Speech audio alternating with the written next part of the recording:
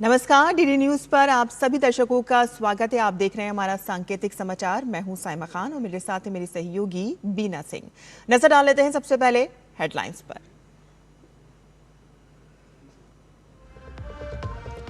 संसद के मॉनसून सत्र का तीसरा दिन, लोकसभा में जजों की संख्या बढ़ाए जाने संबंधी और राज्यसभा में राष्ट्र गौरव अपमान निवारण संशोधन विधेयक सूचीबद्ध। विपक्ष के हंगामे के चलते सत्र के पहले 2 दिन नहीं हो पाया विधायी कामकाज।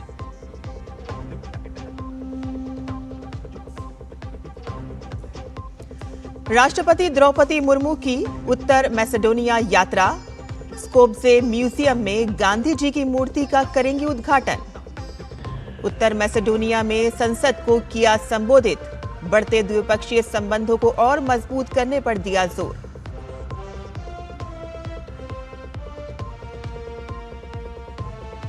राम मंदिर ट्रस्ट की 2 दिवसीय अहम बैठक आज से। चढ़ावा चोरी प्रकरण, मंदिर की व्यवस्थाओं और विविध समितियों के पुनर्गठन पर होगी चर्चा।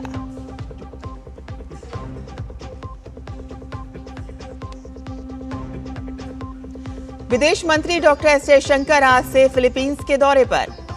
आसियान भारत व्यापक रणनीतिक साझेदारी को मिलेगी मजबूती। क्वाड विदेश मंत्रियों की बैठक में भी होंगे शामिल।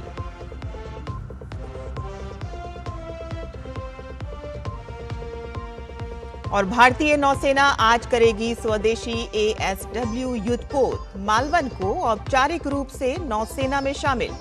मालवन आधुनिक नौसैनिक युद्धपोत निर्माण और आत्मनिर्भर भारत का सशक्त प्रतीक।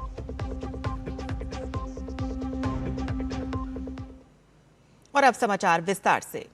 संसद के मॉनसून सत्र का आज तीसरा दिन है। लोकसभा की आज की कार्यसूची में उच्चतम न्यायालय न्यायाधीश संख्या संशोधन विधेयक 2026 को चर्चा के लिए पेश किए जाने के लिए सूचीबद्ध है और इस विधेयक को सोमवार को विधि एवं न्याय मंत्री अर्जुन राम मेघवाल ने पेश किया था। इस विधेयक के माध्यम से उच्चतम न्यायालय न्यायाधीश संख्या संशोधन अधिनियम 1956 में संशोधन किए जाने का प्रस्ताव है। तो वहीं राज्यसभा की कार्यसूची में राष्ट्र गौरव अपमान निवारण संशोधन विधेयक 2026 पेश किए जाने और विचार तथा पारित किए जाने के लिए सूचीबद्ध है। केंद्रीय गृह मंत्री अमित शाह विधेयक को पेश करेंगे और इसके माध्यम से राष्ट्र गौरव अपमान निवारण अधिनियम 1971 में संशोधन किए जाने का प्रस्ताव है और इसके साथ ही दोनों सदनों में कई अन्य विधायी कार्य भी सूचीबद्ध हैं। संसद के मॉनसून सत्र के दूसरे दिन भी हंगामे और टकराव के चलते कामकाज प्रभावित रहा। दोनों सदनों में विपक्षी दलों ने जमकर हंगामा किया। पेपर लीक और छात्रों के मुद्दे पर विपक्ष के हंगामे के चलते सदन की कार्यवाही स्थगित करनी पड़ी। मॉनसून सत्र के पहले दिन भी दोनों सदनों में ज्यादा कामकाज नहीं हो पाया था। राष्ट्रपति द्रौपदी मुर्मू की उत्तर मैसेडोनिया की यात्रा का आज अंतिम दिन है। आज वह कई महत्वपूर्ण कार्यक्रमों में हिस्सा लेंगी। सबसे पहले वह स्कोप्जे में मदर टेरेसा स्मारक जाएंगी और इस दौरान उत्तर मैसेडोनिया की राष्ट्रपति भी उनके साथ मौजूद रहेंगी और इसके बाद राष्ट्रपति स्कोप्जे संग्रहालय में महात्मा गांधी की प्रतिमा का अनावरण करेंगी और इस कार्यक्रम में उत्तर मैसेडोनिया की राष्ट्रपति और स्कोप्जे की महापौर भी शामिल होंगी। बाद में राष्ट्रपति ओहर्डिट झील का दौरा करेंगी और इससे पहले उन्होंने उत्तर मैसेडोनिया की अपनी यात्रा के दौरान राष्ट्रपति गोर्दाना सिलियानोस्का दावकोवा के साथ द्विपक्षीय वार्ता की और प्रधानमंत्री क्रिस्टियान मित्सोक्स्की से भी मुलाकात की और इस दौरान दोनों देशों ने व्यापार, निवेश, शिक्षा, संस्कृति और अन्य क्षेत्रों में सहयोग बढ़ाने पर सहमति जताई। राष्ट्रपति द्रौपदी मुर्मू की उत्तर मैसेडोनिया यात्रा किसी भारतीय राष्ट्रपति की इस देश की पहली राजकीय यात्रा रही। अयोध्या स्थित राम मंदिर में चढ़ावा चोरी मामले की SIT और पुलिस जांच के बीच आज और कल 2 महत्वपूर्ण बैठकें होने जा रही हैं। ये बैठक अयोध्या के मणिराम दास छावनी में आयोजित होंगी। आपको बता दें कि सुप्रीम कोर्ट ने जांच कर रही एसआईटी के पुनर्गठन पर विचार करने को कहा है और साथ ही वरिष्ठ आईपीएस अधिकारी की अगुवाई में टीम बनाने का आदेश भी दिया है। आज राम मंदिर ट्रस्ट की बैठक में मंदिर की व्यवस्थाओं पर चर्चा होगी, तो वहीं कल राष्ट्रीय स्वयंसेवक संघ और विश्व हिंदू परिषद की साधु संतों के साथ बैठक प्रस्तावित है, जिसमें प्रकरण और आगे की रणनीति पर मंथन किया जाएगा। विदेश मंत्री डॉक्टर एस जयशंकर आज फिलीपींस के 2 दिवसीय यात्रा पर जाएंगे और इस पूर्वी एशियाई देश की यात्रा के दौरान वे क्वाड समूह की बैठक में शामिल होंगे और आसियान के तहत होने वाली चर्चाओं में भी हिस्सा लेंगे। विदेश मंत्रालय ने बताया है कि जयशंकर क्वाड देशों में ऑस्ट्रेलिया, जापान और अमेरिका के विदेश मंत्रियों के साथ बैठक करेंगे।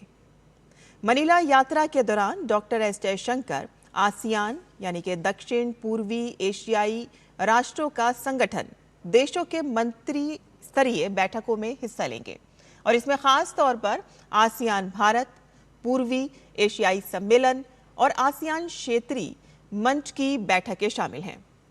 आसियान इस क्षेत्र के सबसे प्रभावशाली समूह में से एक माना जाता है।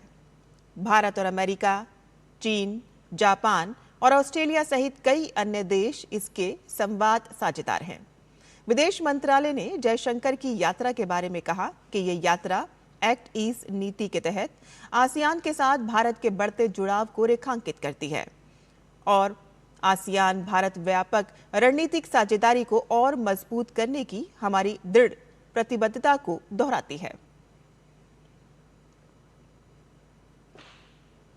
भारतीय नौसेना आज कर्नाटक के करवार में आईएनएस मालवन को अपनी सेवा में शामिल करेगी। ये माहे श्रेणी का दूसरा पनडुब्बी रोधी उथले पानी का युद्धपोत है। ये भारत में बने युद्धपोतों के निर्माण की दिशा में एक और बड़ी उपलब्धि है। इस समारोह में वायुसेना प्रमुख air chief marshal AP Singh मुख्य अतिथि होंगे और उनके साथ ही वाइस एडमिरल संजय वात्स्यायन, पश्चिमी नौसैनिक कमान के प्रमुख भी मौजूद रहेंगे और इसके अलावा नौसेना के वरिष्ठ अधिकारी, कोचिन शिपयार्ड लिमिटेड के प्रतिनिधि, पूर्व सैनिक और अन्य खास मेहमान भी शामिल होंगे। आईएनएस मालवन का निर्माण कोचिन शिप लिमिटेड कोच्चि में किया गया है और इसमें 80% से अधिक स्वदेशी उपकरण और तकनीक का इस्तेमाल हुआ है।